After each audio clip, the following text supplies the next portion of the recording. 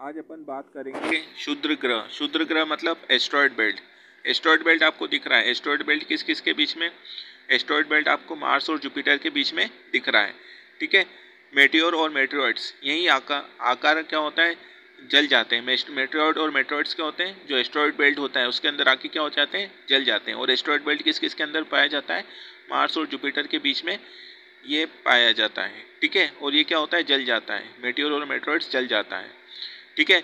और कई कई जो तारे होते हैं ना, यहाँ से क्या होता है? मेटेरॉइड धरती पर गिरते हैं और गिरने के बाद धरती पे भी क्या करते हैं? ये नुकसान पहुँचाते हैं। ठीक है। जैसे भारत के अंदर आपने देखा होगा लोनार लेक। ठीक है। लोनार लेक क्या है? मेटेरोटिक लेक है। और ये क्या उल्कापिंड क्या हुई थी? ये गिरी हुई थी। ठीक है। उल्कापिंड गिरी हुई है। कहाँ से? एस्ट्रॉयड बेल्ट से गिरी हुई थी। ठीक है।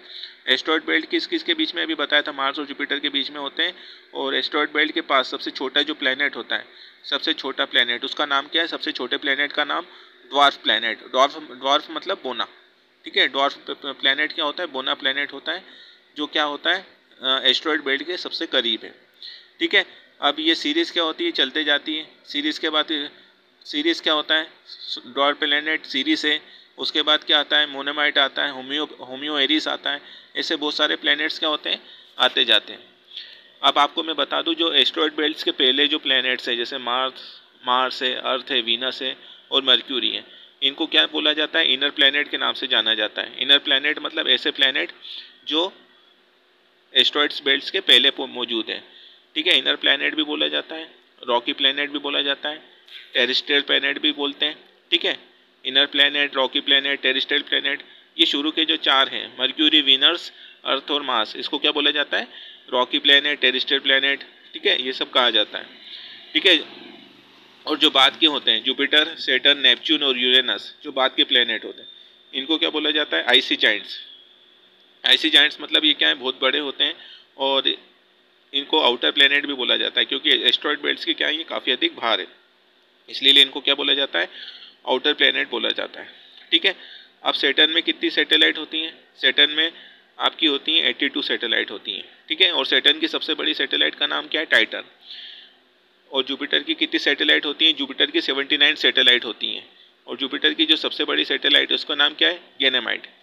अब एक चीज़ और मैं बताना चाहता हूँ, अर्थ की ट्विंस नाम किसको बोला गया है? ठीक है। अर्थ की ट्विंस कहा गया है Venus. Venus is called the twins of earth. Twins मतलब वीनस पे भी क्या है? अर्थ जैसा एनवायरनमेंट है, सारी चीज़ें, क्लाउड्स हैं। ठीक है। वहाँ पे बादल है, इन्वायरमेंट है। ठीक है। वहाँ पे और क्या होता है? मौसम में इन्वायरमेंट भी चेंज होता है, इसलिए Venus is called the twin sisters of the earth. इसलिए वीनस को क्या कहा जाता है? अर्थ की सिस्टर कहा जाएगा। ठीक है। इसके बाद अपन जानते हैं मार्स। ठीक है। मार्स को क्या बोलते हैं? मार्स को बोला जाता है रेड प्लैनेट।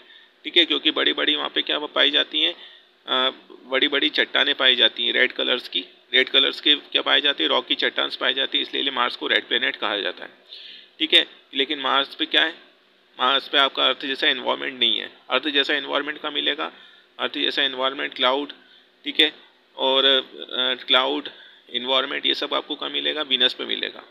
ठीक है। वीनस को क्या कहा जाता है? इसलिए शाइनिंग स्टार कहा जाता है और twin sisters of the earth कहा जाता है। ठीक है।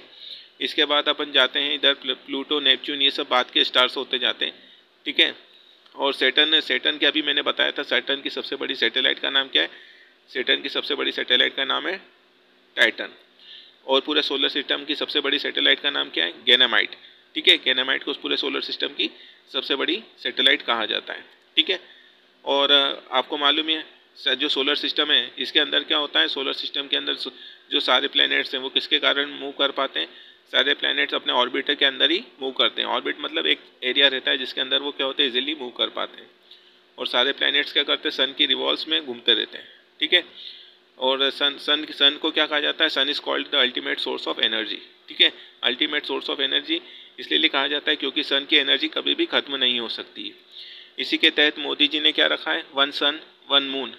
ठीक है। वन सन, ठीक है, one sun and one earth. One sun और अर्थ के तहत मोदी जी क्या करेंगे? अब ऐसा अब क्या करेंगे? Sun is ultimate source of energy. आपको मालूम है सन क्या है? अल्टीमेट सोर्स ऑफ एनर्जी है। इसलिए सूर्य से क्या करेंगे? अब एनर्जी बनाएंगे और सब दूर एनर्जी भिजवाए जाएंगे। ठीक है। आपको वीडियो अच्छा लगे तो वीडियो को लाइक और शेयर जरूर करना। ठीक है। धन्यवाद।